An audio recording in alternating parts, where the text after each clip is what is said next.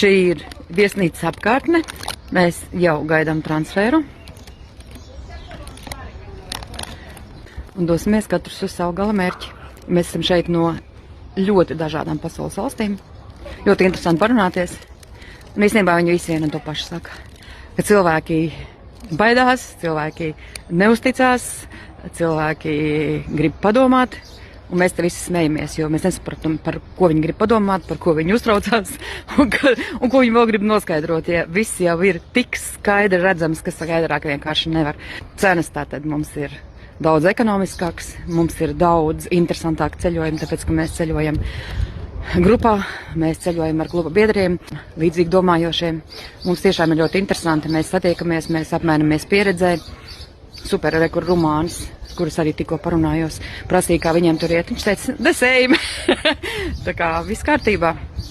Bet domāju, pietiek jums domāt, ir laiks jau jums arī šeit pievienoties, jo jūs reāli vienreiz atliek izbaudīt šos te life experience, jūs vairāk nekādus citus braucienus vienkārši negribēsiet. Jo mēs nebraukājam uz vienu un to pašu viesnīcu un vienu uz to pašu valsti. Mēs braukājam uz valstīm, kurās mēs neesam bijuši. Mēs braukājam ar super kolosāliem jautriem cilvēkiem un vienkārši super kolosālu ceļojumu. Es vēlreiz atkārtoju, vienreiz aizbrauksiet uz life experience, jūs citādāk vairs braukt vienkārši negribēsiet.